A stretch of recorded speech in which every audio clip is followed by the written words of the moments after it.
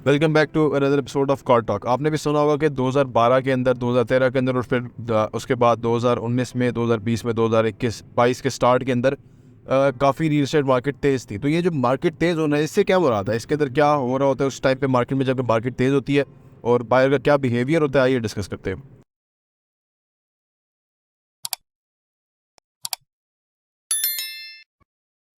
बिस्मिल्लाहिर्रहमानिर्रहीम, अस्सलाम वालेकुम रहमतुल्लाहि व बरकातुहू। मेरा नाम अहमद अकील है। आप देख रहे हैं प्रॉपर्टी फ्यूजन टीवी। पिछले 22 साल में आप कह लीजिए कि 3 दफ़ा रियल एस्टेट मार्केट में बहुत तेज़ी देखी गई है। पहली दफ़ा जब 9/11 हुआ था और 2001 के अवाइल में बाहर से, अमेरिका से ओवरसीज़ पाकिस्तान ने बहुत पैसा भेजा था वहाँ, क्योंकि एक बड़ी गैर यकीनी सूरत हाल हो गई थी। बड़ी वहाँ पे छापे पड़ रहे थे, लोगों को चेक कर रहे थे, पाबंदियाँ लगाई थी, रेस्ट्रिक्शन कर दी थी। तो पाकिस्तानियों ने और दुनिया भर के जो ओवरसीज अमेरिका में थे, उन्होंने अपने मुल्कों का रुख कर लिया था, या उन्होंने अपने एसेट्स वहाँ से निकाल के तो उन्होंने अपने मुल्कों में सेट करने शुरू कर दिए थे, क्योंकि उन्होंने समझ थी कि जो इस तरह की हो रही है तैयारी या सूरत हाल, इसका आने वाले टाइम में क्या ना क्या हो गया, थोड़ी गहरी की नहीं हो गई थी। वहाँ पे भी जॉब्स कम हो रही थी, तो वहाँ से लोगों ने पैसा पाकिस्तान भेजा। तो पाकिस्तान में बहुत पैसे की रेल पेल हो गई, और रियल एस्टेट ख़ास तौर पे, क्योंकि जब पैसा बाहर से आता है ना, एक बात याद रखिए, खाने पीने की जो ज़रूरत इतनी, पहनने की इतनी बड़ी ज़रूरत नहीं होती, वो शायद 2% हो, 98% जो पैसा है वो रियल एस्टेट में जाता है। ये हम कहते हैं कोई और भी परसेंटेज होगा, लेकिन भारत बहुत मेजर परसेंटेज जो है वो रियल एस्टेट में जाता है। तो उस वक्त ये हुआ जब 9/11 को। उसके बाद 11-12 में, 2011 और 12 में फिर मार्केट बहुत तेज़ हो गई। ये और एक बात याद रहे कि 3, 4, 5 के बाद बिल्कुल मार्केट बैठ गई थी। यानी लोगों ने जो चीज़ें खरीदी, क्योंकि देखिए होता क्या है, जब मार्केट के अंदर कस्टमर आ जाता है ना, तो चीज़ें तो वही होती हैं, उनकी कीमत कई गुना बढ़ जाती है। और जब कस्टमर चला जाता है तो क्योंकि खरीदार कोई नहीं होता, तो फिर मार्केट नीचे आना शुरू होती है। तो सो यही हुआ, 5, 6, 7, 8 बड़े मुश्किल साल आ गए। फिर 12-13 में बहुत काम चला।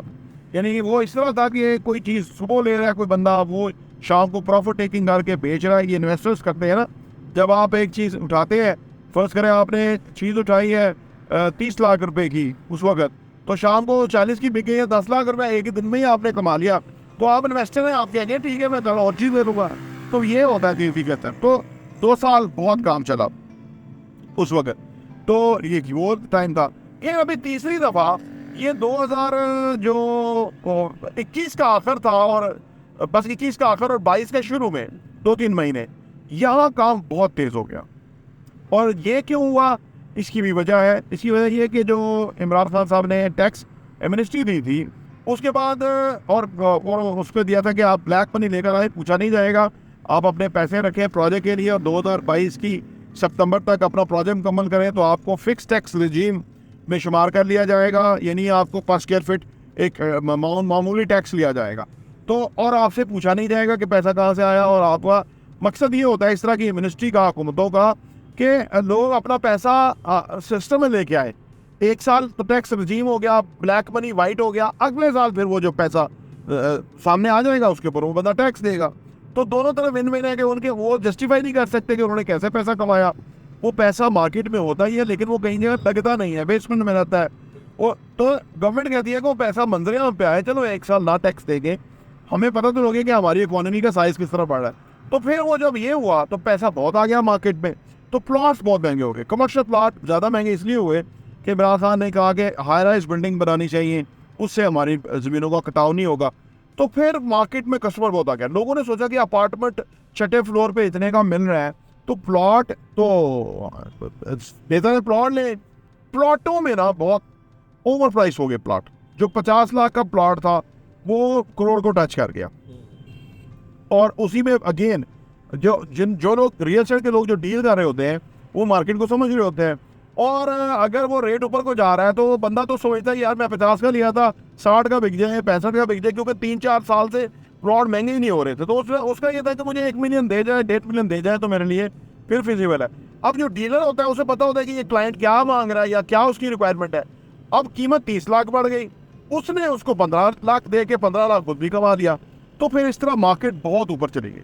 तो वो मार्केट फिर जाके मार्च के बाद रुक गई, और अभी रुकी हुई है। अब अगला मार्च आने को है और कीमतें फिर वापस जो है ना 30 35 40 लाख नीचे आ गई है, जो कि 50 लाख ऊपर चली गई। अब अर्ज करने का मतलब ये है कि ये 3 तेजियाँ हमने पिछले 2 दहाइयों में देखी हैं। अब ये क्या है, ये कोई इस तरह की चीज़ होती है जिसकी वजह से मार्केट में पैसा आ जाता है और हर बंदा वो कोशिश करना शुरू हो जाता है कि भाई वो मार्केट में जाए, पैसा से कोई चीज़ उठाए, उसके लिए ऊपर वो कोई प्रॉफिट टेकिंग करे, तो फिर इस तरह है। अब वो चीज़ अभी नहीं आ रही सामने, तो ये होती है तेज़ी। अब सवाल ये पैदा होता है कि क्या हम रियल एस्टेट में कोई बंदा काम करते हुए क्या तेज़ी के लिए काम करेगा?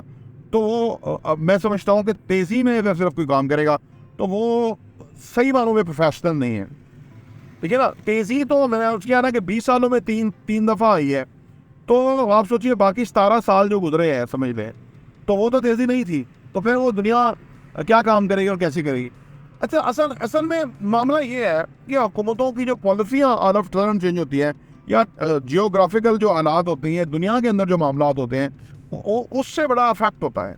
जैसे अभी जो सूरत हाल हुई है कि दुनिया के अंदर रिसेशन हो गई, कीमतें बढ़ना शुरू हो गई हर चीज़ की, लेकिन लोगों की बाइंग पावर नीचे आ गई, तो उसके अंदर रियल एस्टेट तो अफेक्ट होना ही था कि अगर किसी ने कोई चीज़ लेनी थी, अब उसके पैसे ही कम हो रहे हैं या उसके पैसे ही कम रह गए हैं, तो आप नेचुरली वो नहीं खरीद सकेगा। तो ये तेज़ी जो रियल एस्टेट के अंदर है, वो आप अगर कोई उसके लिए इंतज़ार में बैठेगा तो वो काम नहीं कर सकता। आपने अपना काम करना है।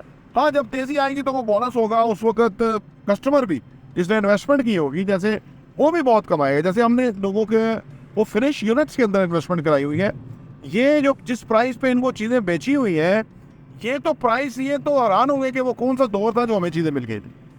इसलिए हम बड़े इतवार के साथ उनको कहते हैं कि आप फिनिश चीज़ लें, सो दैट कि आपकी चीज़ कई गुना ग्रो करे और उसके बाद आप फ़ायदा उठाएं। अब वो फ़ायदा उठाने, जिन्होंने ले लिया वो फ़ायदा उठाएंगे, जिन्होंने नहीं ले फैसला नहीं कर पाया या ये महंगा लेंगे सही, लेकिन ये उनको प्रॉफिट देंगे। तो मार्केट इस तरह से चलती है। तो ये मार्केट के अंदर एक टाइम है कि जिसके अंदर तेज़ी नहीं है, जिसके अंदर इन्वेस्टमेंट आप करने का टाइम है, चीज़ आपको अच्छी मिल जाएगी रीजनेबल पैसों पे, और फिर आप उससे प्रॉफिट भी कमा सकते हैं और आने वाले टाइम में आप अमीर हो सकते हैं। प्रॉपर्टी चीज़ देखने का बहुत बहुत शुक्रिया।